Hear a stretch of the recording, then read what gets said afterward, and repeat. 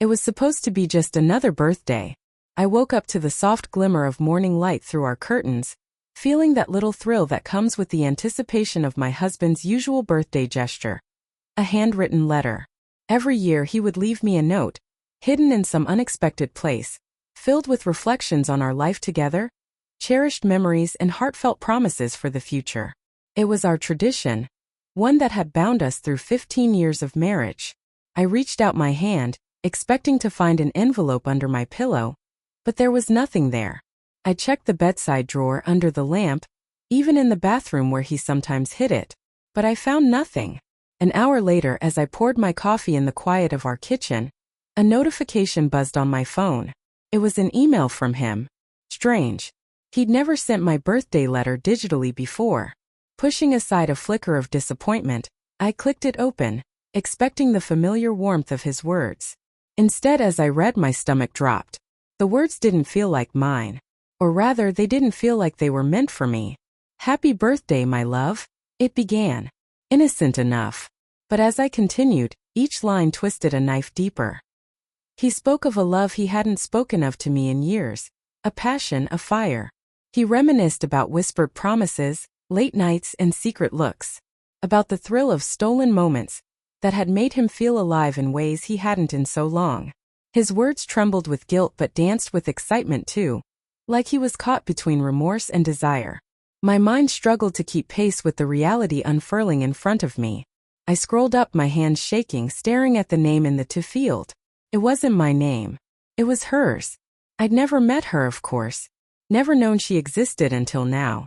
But she had to be real. Otherwise, how else would he have sent something so intimate, so raw, so foreign to me? And yet it was a letter, a declaration of love, and it had ended up here in my inbox, a misplaced gift that wasn't intended for me.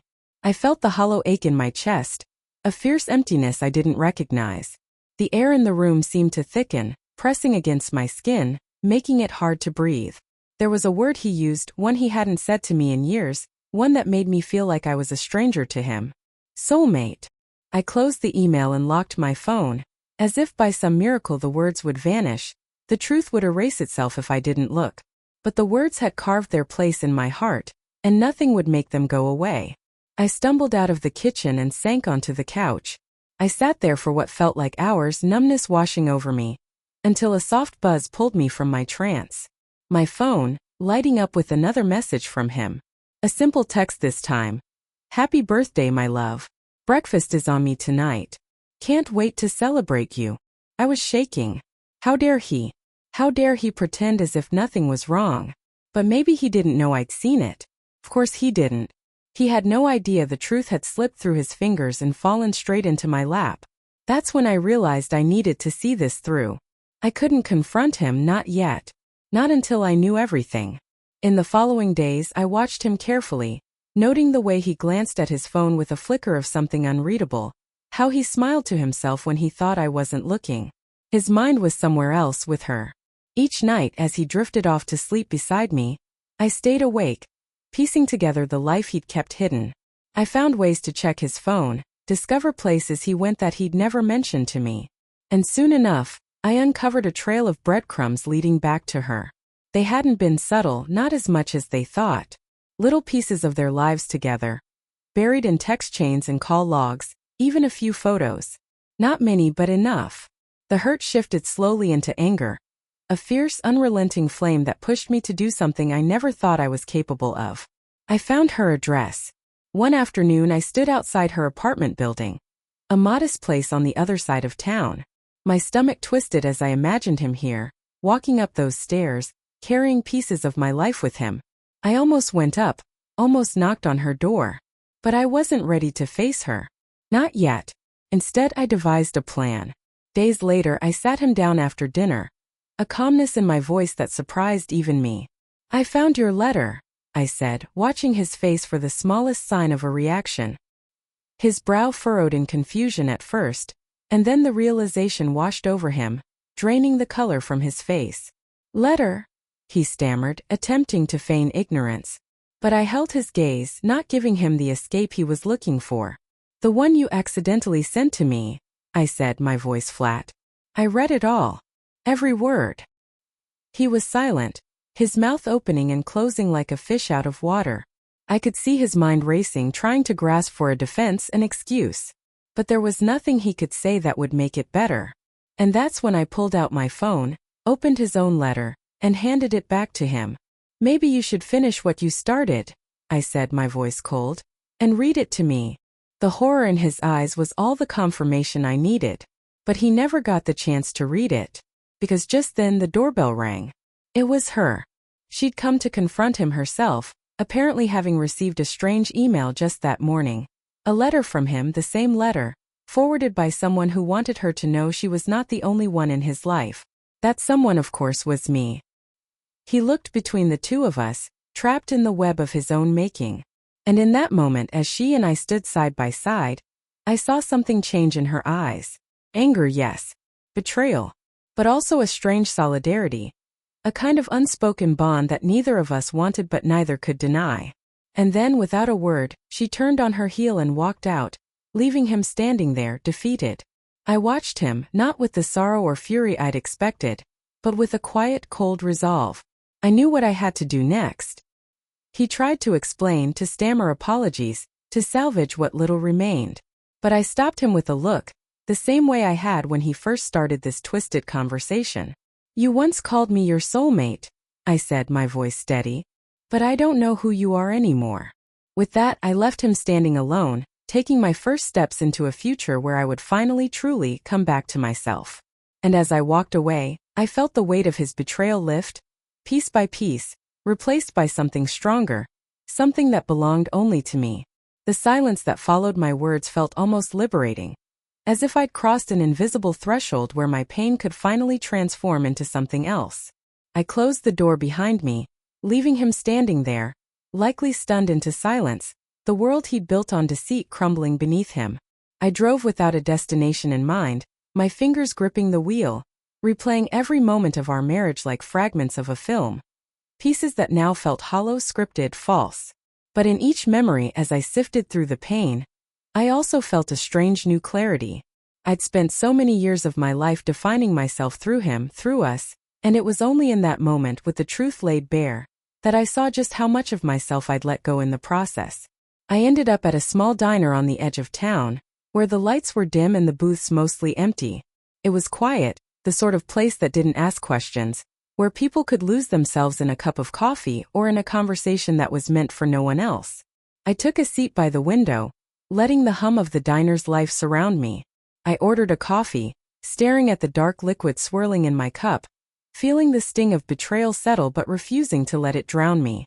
My mind wandered to her, the woman who had shared pieces of his life I hadn't known, who had seen sides of him he'd hidden from me. I wondered if she too was sitting somewhere alone, nursing the same hollow ache I felt.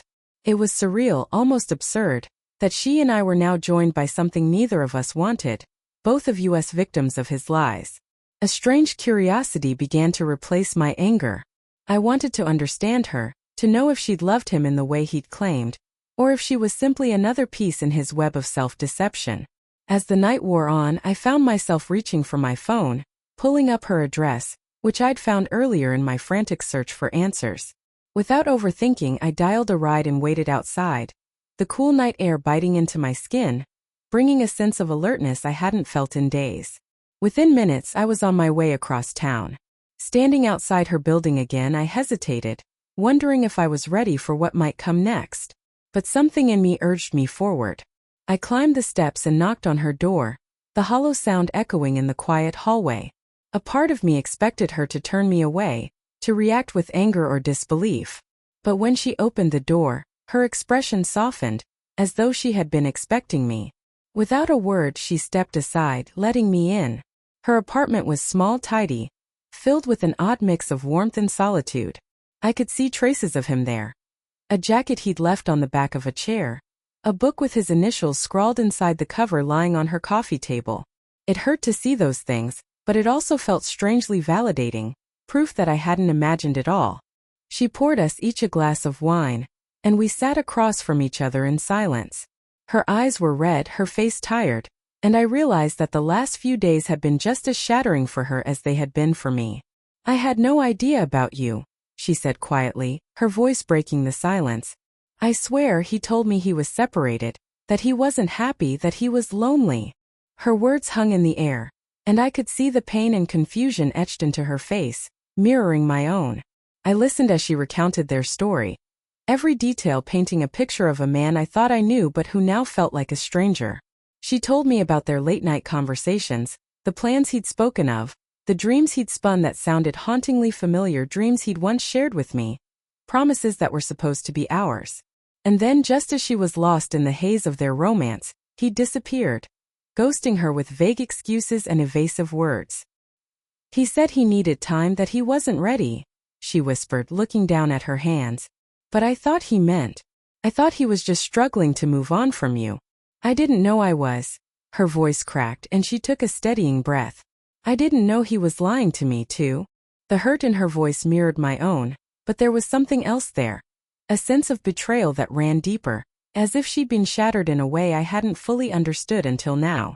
I reached across the table, placing my hand on hers, and in that simple gesture we found a strange kinship, an understanding only the two of us could share. We talked for hours, each of us filling in the gaps of the life he'd woven between us. A life built on deceit and empty promises. By the time I left her apartment, the first hint of dawn was breaking over the city, casting a soft golden light through the streets. I felt exhausted, but there was a sense of closure too. A feeling that the wound was no longer as raw. In the days that followed, I began to rebuild my life, piece by piece, rediscovering parts of myself I'd lost along the way. I reconnected with old friends, took on new projects, and filled my days with things that brought me a quiet joy I hadn't felt in years. My life wasn't whole, not yet, but it was mine again. And that, more than anything, was a victory I cherished. One evening, as I was packing up my things at work, I received a message from her. It was simple, a quick note to see how I was doing, but it meant more than she could know. Over the weeks, we'd exchanged messages here and there, small gestures of solidarity that helped us both heal. And as time passed, I realized that, in a strange way, she had become a friend. A person who had walked through the same storm and emerged, just like me, stronger for it. Months later, I received an envelope in the mail with his handwriting scrawled across the front.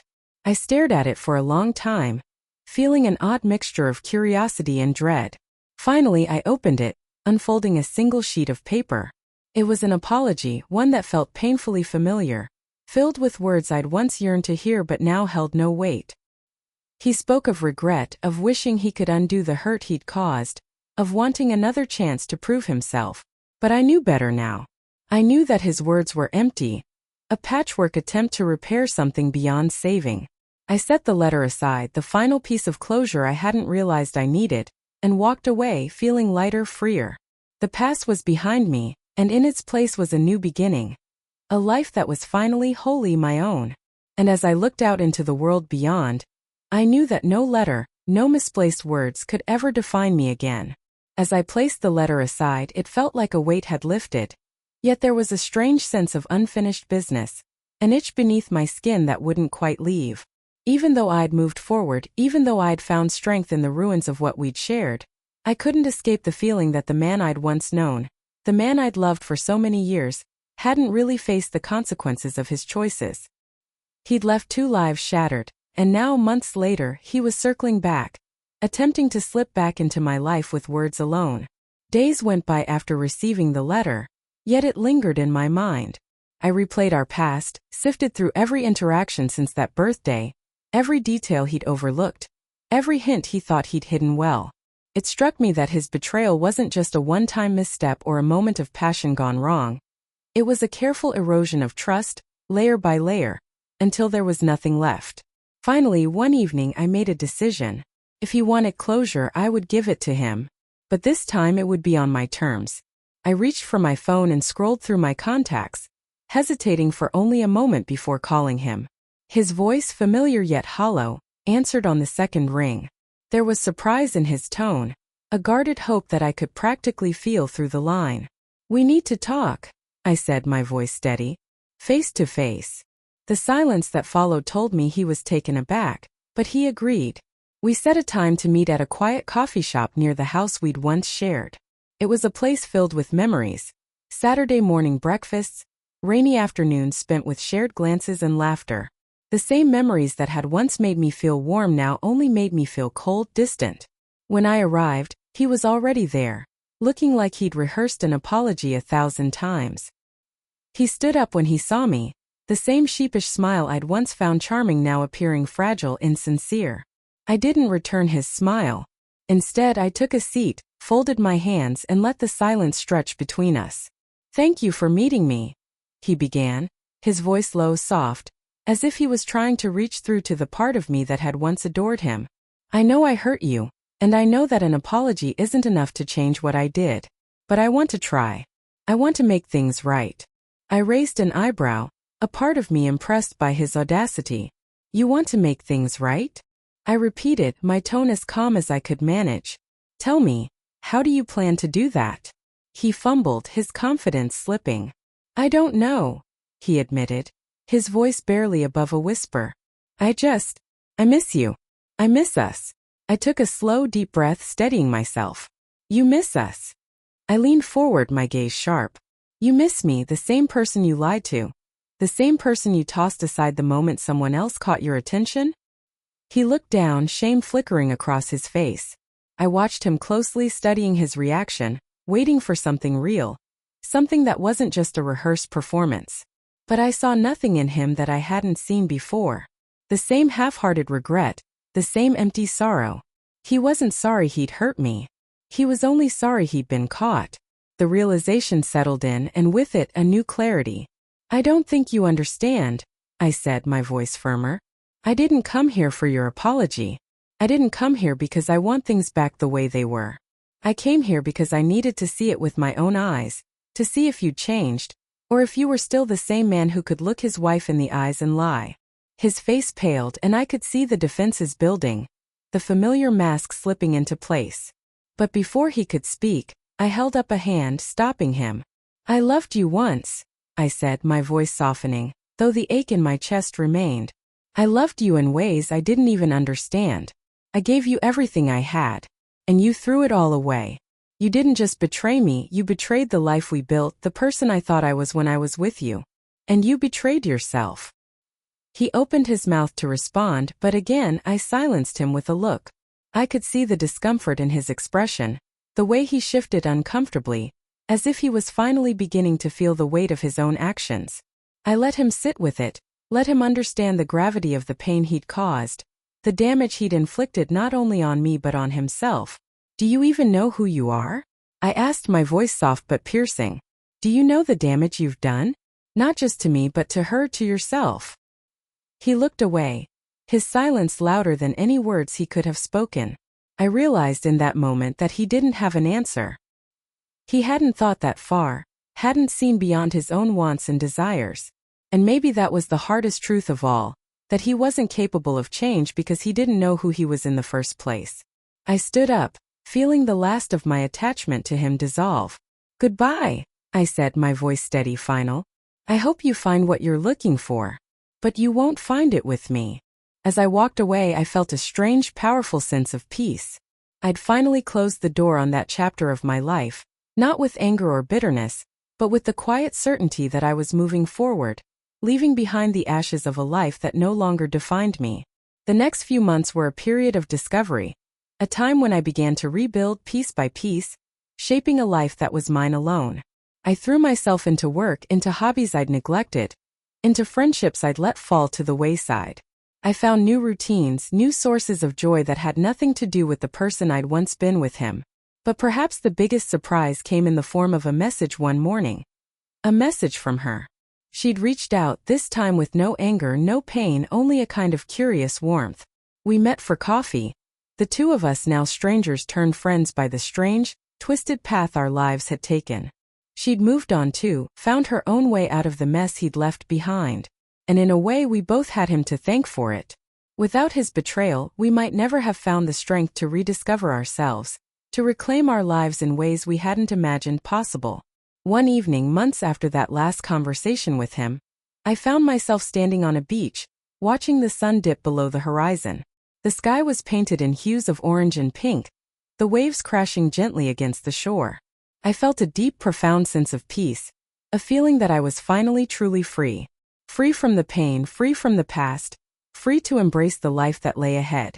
And as the sun disappeared beneath the water, casting the world in a warm golden glow, I knew with absolute certainty that I was whole again.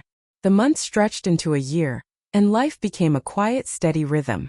Without him in my world, I found myself again layer by layer. I embraced the little things.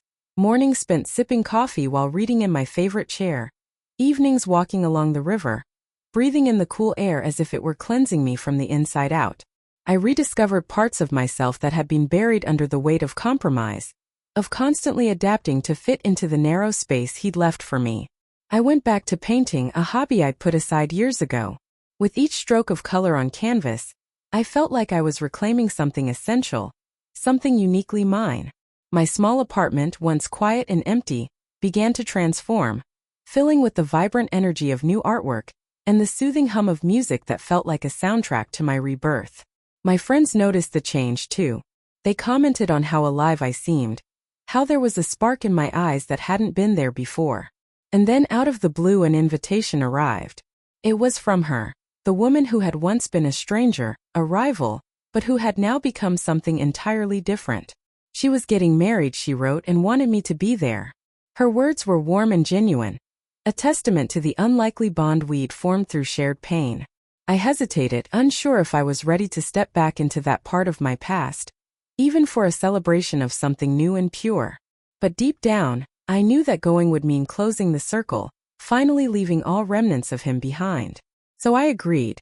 The wedding was held in a small vineyard just outside of town, surrounded by sprawling fields of grapevines and wildflowers that seemed to dance in the gentle breeze. The ceremony was simple, intimate, with only a handful of guests. As I sat among them, watching her stand beside her new partner, someone who looked at her with a softness and adoration that felt real, untainted, I couldn't help but feel a surge of happiness for her. She had found her peace, her own version of happiness, and I was grateful to witness it. After the ceremony, she found me by the rows of grapes under the soft glow of string lights. She embraced me warmly, her face lit with a glow I hadn't seen before. "Thank you for coming," she whispered. "It means more to me than you know." We shared a moment of silence, the kind of silence that needed no words, just understanding. In the midst of it, she took my hand and pressed something small and cool into my palm.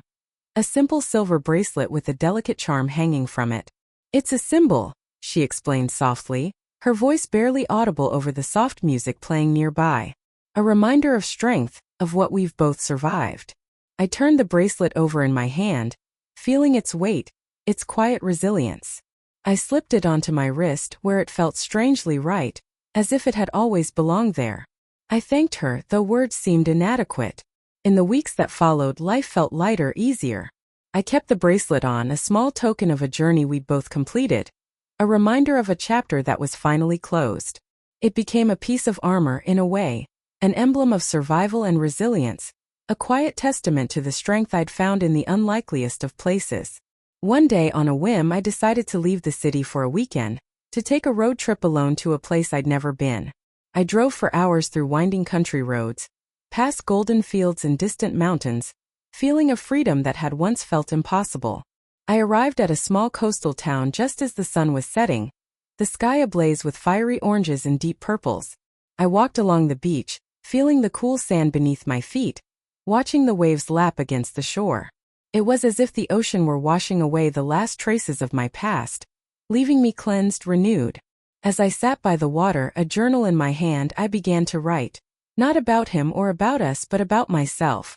I wrote about my dreams, my fears, the things that had once seemed out of reach but now felt entirely possible.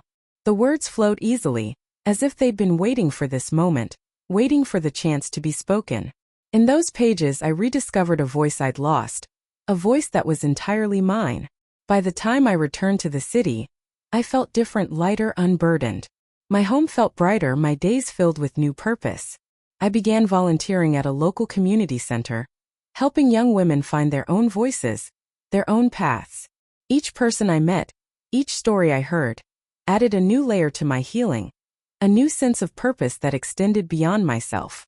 Over time I stopped wondering about him. The memories no longer stung. They became distant, almost like a life that had happened to someone else. And then one crisp autumn afternoon, as I was walking through a bustling market, I saw him. He was standing across the square, looking just as he had in those final days, yet somehow smaller, less significant. He caught my eye and froze, a flicker of recognition passing over his face.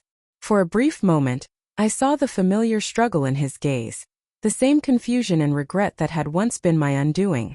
But this time I felt nothing. I smiled, a small, knowing smile, and turned away, walking past him as if he were just another stranger. Because that's what he was now, a distant memory. A chapter in a book I'd finished and closed long ago. And as I walked away, I felt the silver bracelet around my wrist, its weight a comforting reminder of how far I'd come. I was free, truly free, no longer defined by the heartbreak or the betrayal, but by the strength I'd found in the aftermath. And as I moved forward, each step felt like a promise to myself, a vow to never lose sight of who I was, who I had become. The journey had been painful, yes, but it had led me here, to this moment, to this life that was finally, irrevocably my own. As the seasons shifted, I found myself continually surprised by the life I was building. In the quiet moments of dawn, I'd rise early, relishing the stillness of my apartment, savoring the small rituals I'd established, brewing coffee, arranging fresh flowers on my table, feeling each morning like a small celebration of the simple life I'd reclaimed. Each day felt like a small victory, and though there were times when the old ache resurfaced, it was fleeting, a faint echo rather than a sharp pang. I began to travel more, exploring places I'd once dreamed of visiting but had always postponed, waiting for the right time. Now there was no need to wait. There was no one else to consider, no expectations, no plans beyond those I crafted for myself. I wandered through the art-laden streets of Paris, hiked the misty trails of the Pacific Northwest, and spent quiet afternoons sitting in cafes by the sea, journaling, watching the world drift by. Each place became a part of my own story, and each experience stitched a new thread into the fabric of who I was becoming. On one of these trips, while in a coastal town, I took a writing workshop, something I'd never imagined I'd have the courage to do. I'd always loved words, found solace in them, but had never dared to believe I had a story worth telling. But here, surrounded by strangers who had also come to discover parts of themselves, I felt emboldened. Each day we would gather around a long wooden table in a sunlit room, sharing pieces of our lives, fragments of dreams and regrets, all woven together into stories that felt both raw and healing. In one of our sessions, the instructor gave us a prompt: write about the moment you knew you were free. I felt my breath catch as I stared at the blank page, the memories swirling, almost overwhelming. And then, slowly, the words began to spill out, painting a portrait of the woman I had been and the woman I was becoming. I wrote about the fear, the heartbreak, the night I read that misplaced letter. The beginning of a journey I hadn't chosen but that had ultimately led me to freedom. When I finally read my piece aloud to the group, there was a hush, a shared understanding, and in their eyes I saw the reflection of my own strength, the resilience I had fought so hard to reclaim.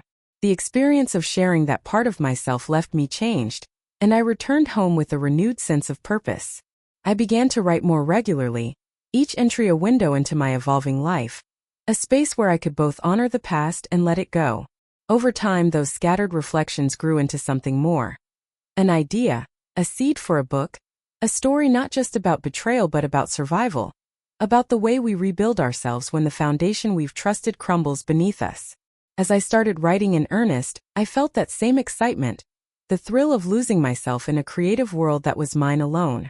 The writing process was cathartic, and each chapter one completed felt like shedding another layer of the past, leaving it behind on the page. I spent countless evenings at my desk, my apartment filled with the soft glow of a single lamp, lost in words, weaving my story into something bigger, something that might reach others who had felt the same pain and emerged from it changed.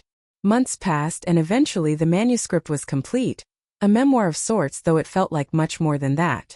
I submitted it, almost on a whim, to a small publisher I'd read about online, figuring I had nothing to lose. To my surprise, a few weeks later I received an email back. They wanted to publish it. The news felt surreal, and as I read their message a tear slipped down my cheek, but this time it wasn't from sadness. It was from pride, a pride I hadn't felt in years. The book's release brought me to places I'd never anticipated. I spoke at small gatherings, in bookstores, at women's centers, where others would come up to me afterward, eyes brimming with their own stories, their own struggles and resilience.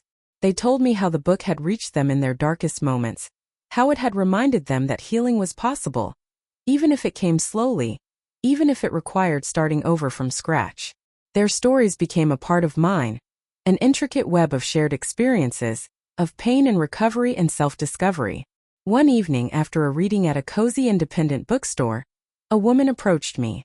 She was older, her hair streaked with silver, her eyes warm but filled with a quiet intensity. She introduced herself softly, thanking me for the book, for the strength it had given her.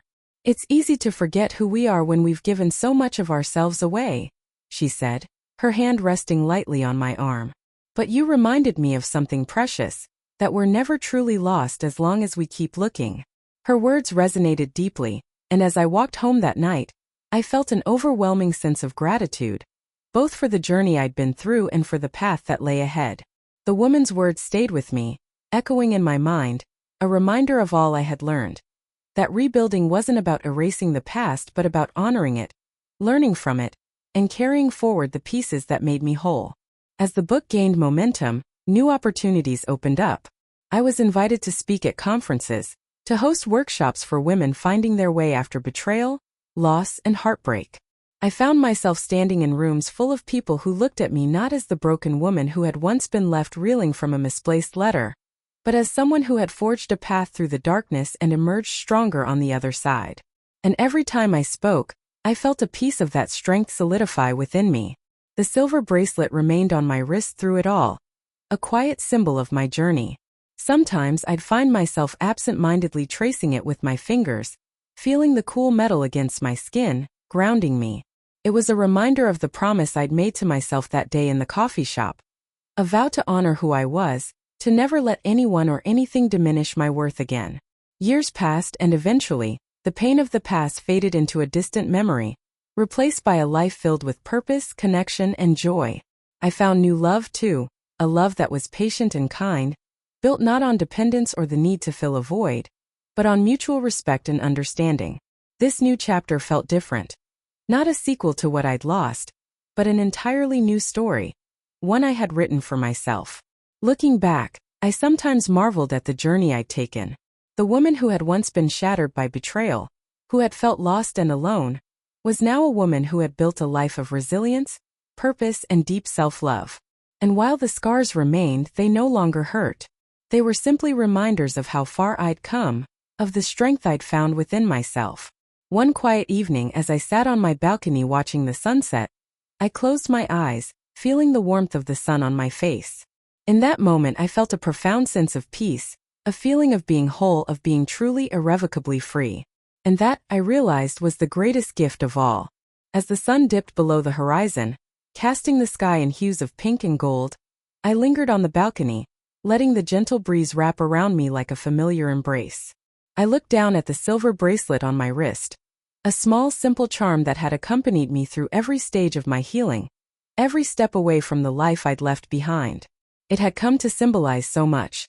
Resilience, forgiveness, the hard-won peace that filled my days now. With a soft, deliberate motion I unclasped it, holding it in my hand, feeling its cool weight one last time. I knew that keeping it wasn't necessary anymore. I didn't need symbols to remind me of who I was, of what I'd overcome. I was living proof of it every single day, in every decision I made, in every moment I filled with joy that was mine alone. Without a second thought, I stood up and released the bracelet over the balcony. I watched as it tumbled in the air, glinting in the last light of day before landing softly in the flower bed below. It felt like a final gesture, a quiet release of everything I'd carried for so long. I took a deep breath, the fresh air filling my lungs, the last remnants of my past drifting away on the evening breeze. Inside, my phone buzzed. A message from someone new, someone kind, a quiet reminder of the love and possibilities that filled my present. As I turned to go inside, a smile spread across my face, unburdened and real. The past was behind me, woven into the story of who I was, but it no longer defined me. I was free, whole, at peace, and ready for everything life still had to offer.